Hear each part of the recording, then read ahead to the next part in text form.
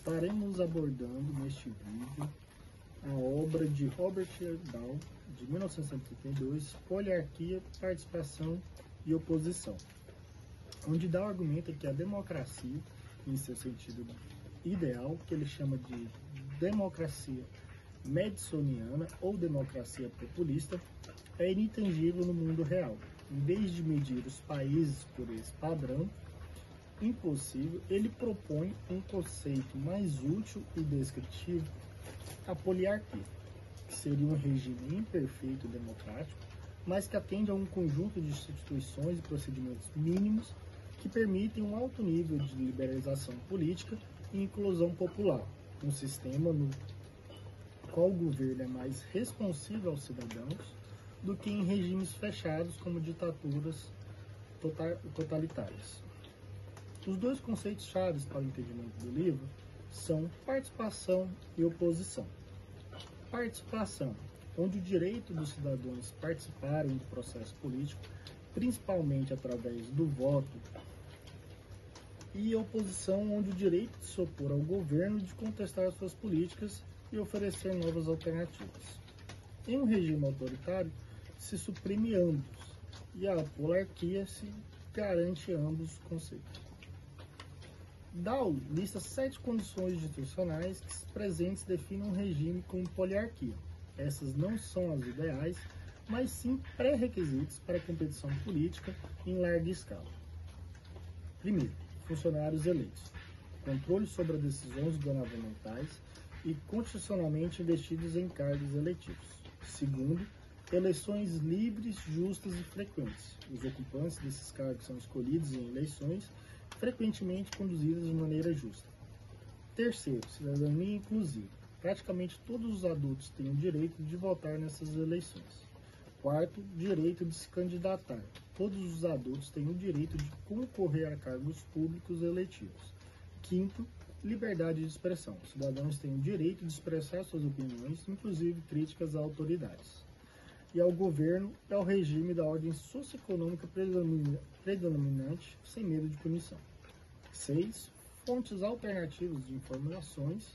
Os cidadãos têm acesso às fontes de informações que não são monopolizadas pelo governo ou um único grupo, que são legalmente protegidas. 7. Autonomia para associações. Os cidadãos têm o direito de formar associações e organizações independentes, incluindo partidos políticos e grupos de interesse, para contestar o governo e influenciar a política. Essas instituições não garantem a democracia ideal, mas criam as condições para a competição política pacífica e tornam o governo responsivo às preferências dos cidadãos.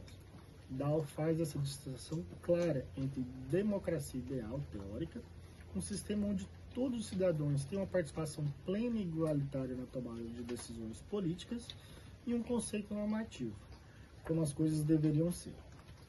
Poliarquia, algo real, é uma aproximação imperfeita da democracia ideal, possível em estados-nações de grande escala, em um conceito empírico, como as coisas realmente são. Dahl também discute as condições que tornam mais provável o surgimento e a sobrevivência de uma poliarquia. Essas não são requisitos absolutos, mas fatores que favorecem a estabilidade, controle das forças de coerção, exército, polícia. Os líderes políticos devem ter mais controle sobre as forças armadas e a polícia do que ao contrário. Cultura política de apoio. Valores como tolerância, pragmatismo, confiança e a crença na legitimidade das instituições são essenciais. Ausências de conflito grave. Sociedades profundamente divididas por questões éticas, religiosas ou ideológicas extremas têm mais dificuldade de sustentar a poliarquia. Desenvolvimento socioeconômico como fator, não causa direta. Dahl, de forma mais moderada que outros teóricos, associa a um alto nível de desenvolvimento, educação, renda, comunicação, uma maior probabilidade de existência em uma poliarquia, pois tende a criar uma sociedade mais pluralista e com cidadãos mais aptos a participar. Agora que já entendemos um pouquinho sobre a poliarquia, eu vou estar discutindo modelos de legalização que ocorreram em países de forma diferente, que só podem ser concebidos em uma poliarquia, como a gente mesmo viu em regimes totalitários, essas possibilidades nem poderiam.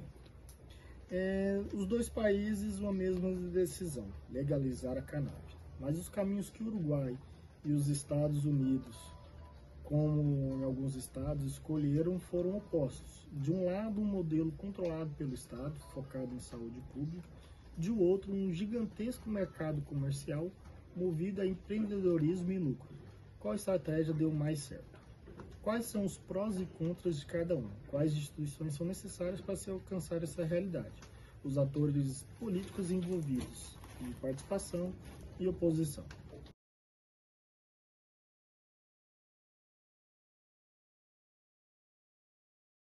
O pioneiro Uruguai cria a Lei 19.172 de 2013, permitindo que os estados regulamentassem a importação, produção, distribuição e venda de cannabis no Uruguai.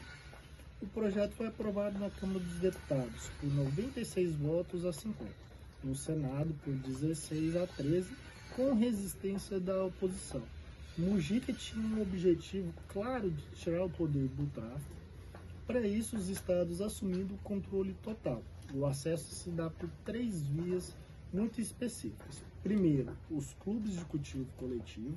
Segundo, o cultivo doméstico e associativo. E terceiro, a venda em farmácias credenciadas. Mas só para cidadãos residentes registrados. O governo controla toda a produção, a qualidade e principalmente o preço, que é baixíssimo, para sufocar o mercado ilegal. E toda a publicidade e propaganda é proibida. A ideia não é estimular o consumo, mas sim controlá-lo como uma questão de saúde pública.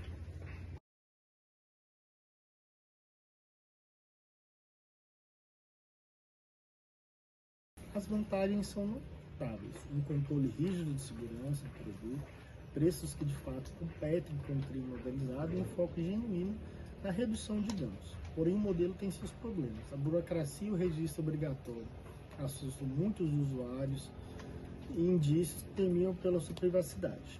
A variedade de produtos é mínima comparada a outros lugares e o sistema enfrenta problemas como bancos internacionais que temem lidar com o dinheiro da cannabis, mesmo sendo legal no país.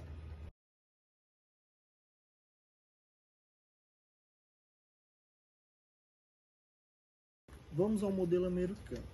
A situação é única, a cannabis é ilegal a nível federal, mas em estados como Colorado, Califórnia e Nova York criaram suas próprias leis. Leis de legalização. Desde os 50 estados americanos, o uso de cannabis medicinal é autorizado em 38 estados e o uso recreativo da substância é liberado em 24 estados. O estado não vende, apenas regula um mercado totalmente privado.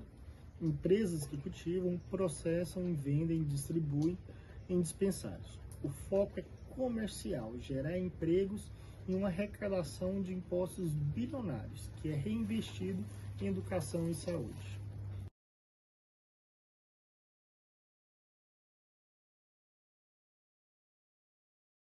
As vantagens são o motor do capitalismo, inovação constante, uma variedade imensa de produtos, uma economia que movimenta bilhões e um diferencial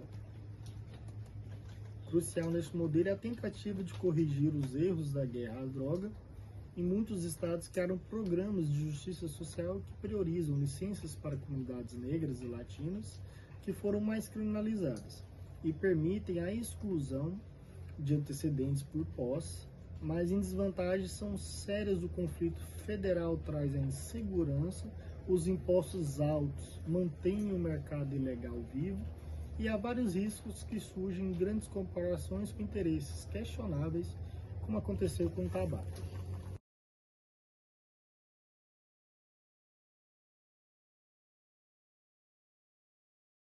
No Uruguai, o foco é em saúde pública, com o Estado no controle, vendas em farmácias e preços baixos. Já nos Estados Unidos, o foco é o mercado, com o Estado apenas como regulador, vendas em lojas especializadas e preço de mercado. O Uruguai proíbe toda publicidade e os Estados Unidos permitem que em restrições, e talvez o mais importante, o Uruguai é legal em todo o país, enquanto nos Estados Unidos o conflito é federal e persistente. Concluindo, não existe um modelo perfeito. O Uruguai mostrou que é possível priorizar a saúde pública e o controle mas com atrasos em liberdade e variedade, e os Estados Unidos demonstraram a força de um mercado livre e inovador, mas que luta contra contradições legais e o risco de comercialização excessiva. E o mais importante é que mantém um espírito democrático na sociedade, mesmo em diante de pautas tão idealizadas hoje. A poliarquia nos garante essa questão de poder se discutir diante de pautas tão idealizadas, tão necessárias para se manter uma vida mais pacífica em sociedade.